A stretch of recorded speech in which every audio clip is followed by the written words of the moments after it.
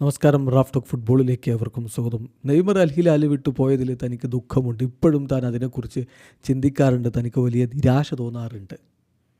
പറയുന്നത് അൽ ഹിലാലിൻ്റെ coach ഹോർഗെ Jesus ആണ്. അദ്ദേഹം തന്നെയാണ് പറഞ്ഞത് നെയ്മർക്ക് ഇപ്പോൾ അൽ ഹിലാലിൻ്റെ മറ്റു താരങ്ങളുടെ നിലവാരമില്ലെന്ന്. പക്ഷേ ഇപ്പോൾ പറയുകയാണ് നെയ്മറുടെ പോക്ക് വലിയ നിരാശയുണ്ടാക്കിയിട്ടുണ്ട്. എന്തുകൊണ്ട് ഇവിടെ ഞങ്ങൾക്ക് ഒരുമിച്ച് കാര്യങ്ങൾ വർക്ക് ചെയ്യാൻ പറ്റിയില്ല?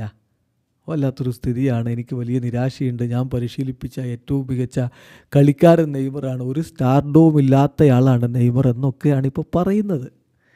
കാനൽ 11 അദ്ദേഹം പറഞ്ഞിരിക്കുന്ന വാക്കുകളിലേക്ക് പോവുകയാണ്. അദ്ദേഹം പറയുന്നു, നെയ്മറും ഞാനും ഒട്ടും ഭാഗ്യമില്ലാത്തവരായിപ്പോയി.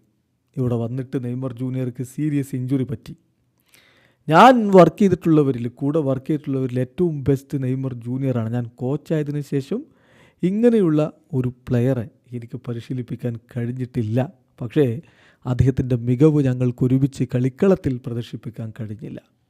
നെയ്മർ ഒരു നല്ല പ്രൊഫഷണലാണ്, നല്ല ഫ്രണ്ടാണ്. ഒരിക്കലും ഒരു സ്റ്റാറിനെ പോലെ അദ്ദേഹം പെരുമാറുന്നില്ല.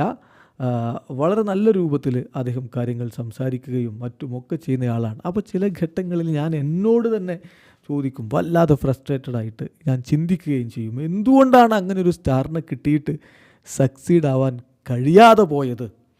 നെയ്മറുടെ എക്സിറ്റ് വളരെ ദുഃഖകരമായ കാര്യമായിരുന്നു. എസ്പെഷ്യലി എന്നെ സംബന്ധിച്ചിടത്തോളം അതങ്ങനെയാണ്. ഞാനിപ്പോഴും അതിനെക്കുറിച്ച് ആ തരത്തിൽ ചിന്തിക്കാറുണ്ട്. It still bothers me to this day എന്നാണ് അദ്ദേഹം പറഞ്ഞത്. ഇപ്പോഴും നെയ്മറുടെ ആ പോക്ക് തനിക്ക് വലിയ നിരാശയുണ്ടാക്കിയിട്ടുണ്ട് എന്ന് ഹോർഗെ ഹീസസ് പറയുന്നു. വീഡിയോ അവസാനിക്കുന്ന ഫുട്ബോൾ ലോകത്തെ കൂടുതൽ വിശേഷങ്ങളുമായി റാഫ് ടോക്സിൽ വരാം.